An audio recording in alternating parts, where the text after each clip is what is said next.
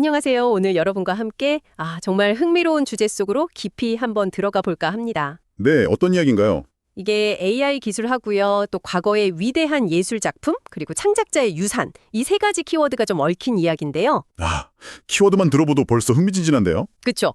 특히 그 전설적인 영화 한 편을 둘러싸고 최근에 벌어진 논란이 있거든요. 그걸 좀 집중적으로 파헤쳐보려고 합니다. 네, 좋습니다. 저희가 오늘 살펴볼 자료는요. 팟사이트라는 AI 지식 채널 컨텐츠예요. AI, 엠버슨가, 그리고 창작자의 유산이라는 제목인데 그 일부를 발췌했습니다. 팟사이트 자료군요. 네, 이게 AI 기술이 예술 분야에 어떤 영향을 주고 있는지, 특히 그 과거 창작물을 복원한다거나 재현하는 문제를 둘러싼 그 복잡한 이슈들을 잘 보여주는 사례더라고요. 그쵸, 요즘 이런 논의가 정말 많아졌어요. 맞아요. 그래서 오늘 저희 목표는요, 이 자료를 통해 가지고 구체적인 사건의 전말을 이해하는 걸 넘어서요, 좀 더 큰 질문들을 던져보는 겁니다. 더 큰 질문이라면요?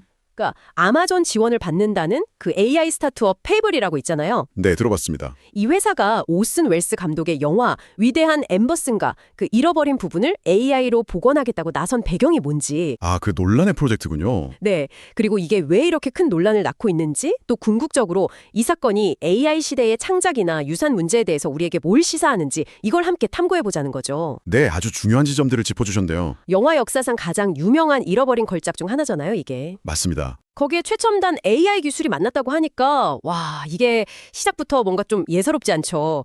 자, 그럼 본격적으로 이 이야기 속으로 한번 들어가 보시죠. 네, 우선 이 모든 논란의 중심에 있는 영화 오슨 델스 감독의 위대한 엠버슨가, 이 영화 얘기부터 안 할 수가 없겠네요. 네, 그렇죠. 1942년 개봉작인데 네. 단순히 오래된 영화 한 편, 이게 아니고요. 그 자체로 진짜 거대한 드라마를 품고 있는 작품입니다. 네, 그렇습니다. 그 시민 케인으로 정말 화려하게 데뷔했잖아요, 오슨 웰스가. 천재 감독이었는데 이 두 번째 장편 영화는 시작부터 좀 순탄치가 않았죠. 제작사랑 문제가 있었던 거죠? RKO 스튜디오. 맞아요. 갈등이 아주 심했습니다. 웰스 감독이 후반 작업 중에 남미로 다큐 촬영을 떠난 사이에 스튜디오가 감독 의도랑은 완전히 다르게 영화를 그냥 재편집해버린 거예요. 재편집 수준이 아니라 듣기로는 거의 난도질에 가까웠다고 하던데요. 네, 맞습니다. 무려 43분 분량의 장면이 삭제가 됐고요. 43분이요? 와. 네, 심지어 결말까지 스튜디오 입맛대로 그냥 수정해버렸습니다. 예. 웰스 감독은 가만히 있었나요? 아니죠. 격렬하게 항의했지만 받아들여지지 않았고요. 그렇게 잘려나간 원본 필름은 정말 안타깝게도 영원히 소실된 걸로 알려져 있습니다. 정말 안타깝네요. 이 사건 때문에 웰스 감독 경력에도 정말 씻을 수 없는 상처가 남았고 할리우드 시스템하고의 불화도 깊어지는 계기가 됐죠. 정말 영화사적으로 봐도 비극적인 사건이네요. 그래서 이 위대한 엠버슨가가 개봉하고 나서 지금까지도 계속 만약에 웰스 감독 편집본이 살아남았다면 어땠을까? 이런 질문을 던지게 만드는 거잖아요. 그렇죠. 거의 신화적인 잃어버린 걸작으로 남아있는 거죠. 수많은 영화 팬이나 연구자들이 그 사라진 43분을 복원하는 걸 계속 꿈꿔왔고요. 바로 그 지점, 그 오랜 염원과 미스터리를 파고든 게 바로 아마존의 지원을 받는 AI 스타트업 페이블인 겁니다. 페이블, 네. 이 회사가 최근에 자체 개발한 AI 플랫폼 쇼러너라는 걸 발표했는데요. 이게 좀 흥미로운 기술이에요. 쇼러너요? 어떤 건데요? 단순히 이미지만 만드는 게 아니고요. 장편 길이의 서사, 그러니까 아주 긴 이야기를 만들어낼 수 있는 생성형 AI 모델이라고 설명을 하더라고요. 와, 긴 이야기를 만드는 AI라? 그런데 이 기술 발표하면서 아주 타격적인 계획을 내놨다고요? 네, 맞아요. 단순히 기술 시연에 그친 게 아니었죠. 어떤 계획이었죠? 바로 그 AI 플랫폼 쇼러너를 이용해서 오슨 웰스의 위대한 엠버슨가에서 사라진 그 43분 분량, 이걸 복원하겠다는 아주 야심찬 포부를 밝힌 겁니다. 와, 그 잃어버린 43분을 AI로요? 네. 현존하는 각본이나 스틸 사진, 웰스 감독 메모 같은 남아있는 자료들을 AI한테 학습시켜서 웰스 감독 스타일과 비전을 최대한 반영한 영상으로 재구성하겠다. 이런 계획이었죠. 와, 그 발표 자체만 딱 놓고 보면 정말 대단하게 들리네요. 수십 년 동안 풀리지 않았던 영화사의 숙제를 최첨단 기술로 해결하겠다. 이런 시도니까요. 그렇죠. 기술적으로는 굉장히 흥미로운 접근이죠. 그런데 바로 이 지점에서 논란의 불씨가 확 타오르기 시작합니다. 네, 여기서부터 문제가 좀 복잡해지죠. 이 프로젝트가 정작 가장 중요한 당사자, 그러니까 오슨 웰스 유족의 동의 없이 진행되고 있다는 사실이 밝혀진 거죠. 정확합니다. 이게 문제를 아주 복잡하게 만드는 핵심 요인이에요. 그렇죠. 오슨 웰스의 따님이자 그 유산을 관리하고 있는 베아트리스 웰스 측에서요. 페이블 발표에 대해서 즉각적이고 아주 강한 유감을 표명했습니다. 당연히 그랬겠죠. 페이블이 사전에 협의는커녕 최소한의 연락조차 없이 일방적으로 프로젝트를 발표했다. 이 점을 지적했어요. 유족 입장에서는 당연히 불쾌하고 좀 당혹스러울 수밖에 없겠네요. 아버지의 예술적 성취이면서 동시에 깊은 상처가 담긴 작품인데 네, 그렇죠. 이걸 뭐랄까 상업적인 AI 기술 홍보에 동의도 없이 이용하려는 시도로 보일 수 있으니까요. 유족 측에서 구체적으로 어떻게 비판했나요? 베아트리스 웰스 측 변호인이 페이블의 행동은 오슨 웰스의 천재성을 이용해서 자기들 기술에 홍보하려는 명백한 시도다. 이렇게 아주 강하게 비판했고요. 아, 직접적으로 비판했군요. 네. 그리고 또 중요한 게 페이블이 위대한 엠버슨가에 대한 어떤 권리, 그러니까 판권 같은 거요. 이걸 전혀 가지고 있지 않다는 점을 명확히 했어요. 판권이 없다? 그럼 이거는 그렇죠. 즉, 설령 AI로 뭘 만들어낸다 하더라도 그걸 합법적으로 공개하거나 상업적으로 이용할 방법이 사실상 없다는 겁니다. 그렇군요.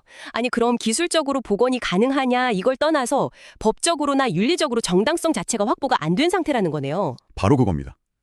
그렇다면 페이블의 발표는 실제 결과물을 내놓기 위한 어떤 진지한 시도라기보다는 그냥 자기들 AI 기술력 과시하고 뭐 투자 유치하고 이러려는 일종의 선언적인 발표에 그칠 가능성이 높다. 이런 비판이 나오는 것도 이해가 되네요. 네. 그런 해석이 지금으로서는 지배적입니다. 프로젝트 실현 가능성이 매우 낮다는 걸 고려하면 아무래도 기술 홍보 효과를 극대화하려는 의도가 좀 깔려 있다. 이런 의심을 사기에 충분하죠. 하지만 여기서 상황을 조금 더 깊이 들여다볼 필요가 있어요. 아, 또 다른 측면이 있나요? 네. 웰스 유족 측의 입장이 단순히 AI 기술은 절대 안 돼. 이런 식의 전면적인 기술 거부는 또 아니라는 점입니다. 아, 그 점이 또 중요하군요. 유족이 AI 기술 자체를 반대하는 게 아니라면 그럼 페이벌 프로젝트에 대한 반발은 그 방식이나 의도에 대한 문제 제기다. 이렇게 봐야 할까요? 바로 그렇습니다. 이 지점이 이 논란을 더 흥미롭게 만드는 부분이에요. 오, 실제로 베아트리스 웰스 측이 공식 성명을 통해서 밝혔는데요. 자신들이 이미 오슨 웰스의 목소리를 AI로 복원해서 다른 브랜드하고 협업에 활용하는 방안을 신중하게 검토하고 있다고 했어요. 아, 정말요? 유족 측에서 이미 AI 활용을 고려하고 있었다고요? 네. 그러니까 창작자의 유산을 존중하고 합법적이고 윤리적인 틀 안에서라면 AI 기술을 활용할 가능성 자체는 열어두고 있다는 거죠. 아하, 그렇다면 유족의 입장은 굉장히 명확해 보이네요. 기술 자체를 악마화하는 게 아니라 누가, 어떻게, 무엇을 위해서 사용하느냐가 중요하다. 이거군요. 맞습니다. 페이블 경우는 원작자나 유족에 대한 존중이 좀 부족했고 상업적 이익을 위해서 일방적으로 프로젝트를 추진하려는 듯한 태도. 이게 근본적인 문제였다. 이렇게 봐야겠네요. 네. 정확하게 그 점을 짚어줬습니다. 유족 측은 창작자의 권리하고 유산이 신중하고 존중받는 방식으로 다뤄져야 한다. 이 원칙을 강조하고 있는 거죠. AI 기술 활용 여부보다는 그 과정에서의 절차적 정당성, 그리고 윤리적 착인감, 이게 핵심 쟁점이라고 볼 수 있습니다. 자, 그럼 이제 이 논란의 표면적인 문제, 뭐 저작권이나 홍보 전략 이런 걸 넘어서 조금 더 근본적인 질문으로 들어가 보죠. 네, 좋습니다. 만약에요. 페이블이 유족 허락도 다 받고 법적인 문제도 다 해결했다고 한번 가정을 해봅시다. 네, 가정을 해보죠. 그래서 AI가 정말 그럴듯하게 위대한 엠버슨가의 잃어버린 43분을 복원해냈다고 쳐요.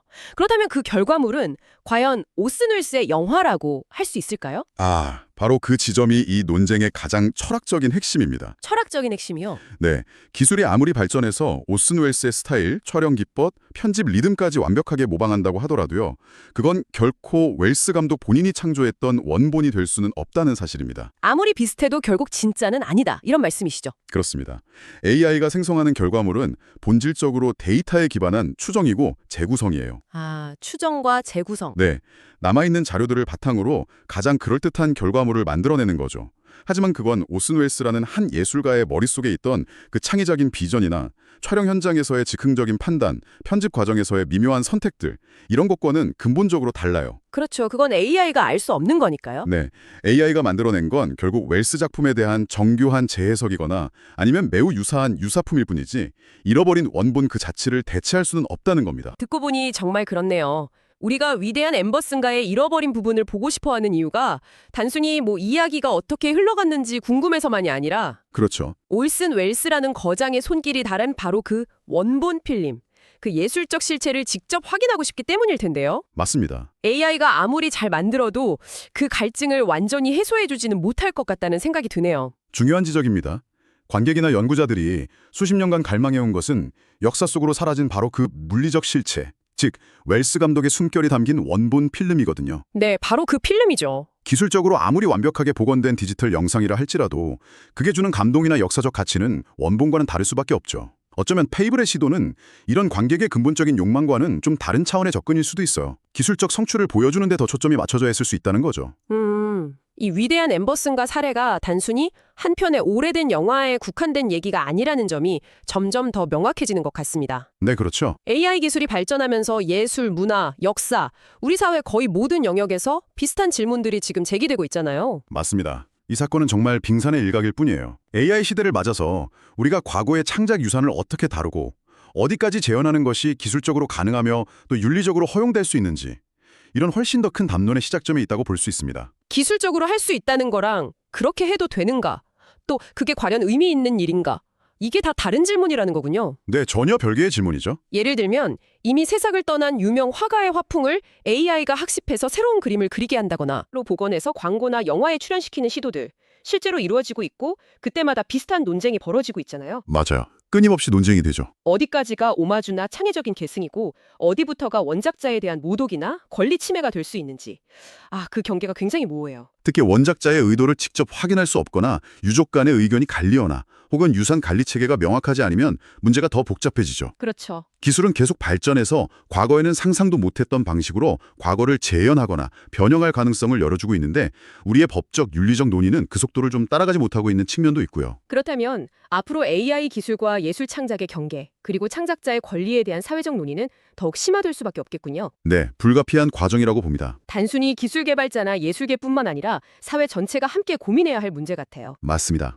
AI는 점차 창작 도구를 넘어서 어떤 면에서는 창작 과정의 파트너나 주체로까지 여겨질 가능성도 배제할 수 없거든요. 파트너나 주체까지요? 네, 따라서 우리는 AI가 예술 창작에 어떻게 기여할 수 있는지 그 가능성을 탐색하는 동시에 그 과정에서 인간 고유의 창의성, 예술의 진정성, 그리고 창작자의 권리를 어떻게 보호하고 존중할 것인지에 대한 깊이 있는 사회적 합의를 만들어 나가야 합니다. 단순히 AI가 만든 것도 예술인가? 이 질문을 넘어서 AI 시대의 인간 창작의 가치는 무엇인가? 라는 더 본질적인 질문으로 나아가야 한다. 이런 말씀이시군요. 네, 그렇습니다.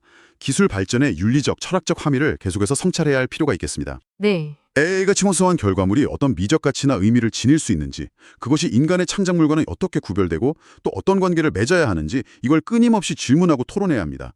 이러한 논의의 흐름을 놓치지 않고 따라가는 것이 앞으로 다가올 미래 사회의 변화를 이해하는 데 아주 중요한 통찰력을 줄 겁니다. 네, 오늘 페이블과 웰스 유족 간의 위대한 엠버슨과 복원 논란을 통해 AI 기술 발전이 던지는 복잡하고도 흥미로운 질문들을 다각도로 살펴봤습니다. 네, 정말 의미 있는 논의였던 것 같습니다. 요약하자면 이 사건은 AI가 가진 놀라운 잠재력과 동시에 예술의 진정성, 창작자의 권리 존중이라는 해묵은 과제 사이의 긴장을 아주 극명하게 보여주는 사례라고 할 수 있겠네요. 네, 정확한 요약입니다. 단순한 기술 시연이나 저작권 분쟁을 넘어서 인간 창작의 본질적인 가치와 미래에 대해 다시 한번 생각하게 만드는 계기가 된 것 같습니다.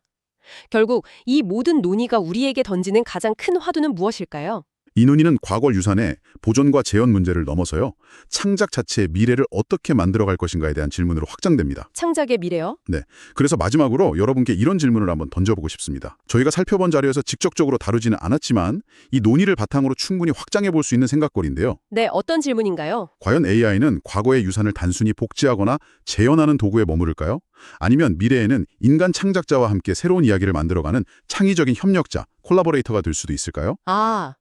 AI가 협력자요? 네, 만약 AI가 창작의 파트너가 된다면 이건 현재 활동하는 작가, 감독, 예술가들에게 어떤 새로운 가능성을 열어주는 동시에 또 어떤 예상치 못한 윤리적, 창의적 도전 과제들을 안겨주게 될까요? 이 질문에 대해 한번 깊이 생각해 보시는 것도 의미 있을 것 같습니다. 정말 흥미로우면서도 깊은 고민이 필요한 질문이네요. AI가 창작의 도구를 넘어서 협력자가 되는 미래, 그리고 그 미래가 우리 인간의 창의성과 어떤 관계를 맺게 될지 오늘 함께 이 이야기를 따라오신 여러분도 각자의 생각을 한번 펼쳐보시면 좋겠습니다. 네, 꼭 한번 생각해 보시길 바랍니다. 오늘 저희가 준비한 깊이 있는 이야기는 여기까지입니다. 함께 탐구해 주셔서 감사합니다.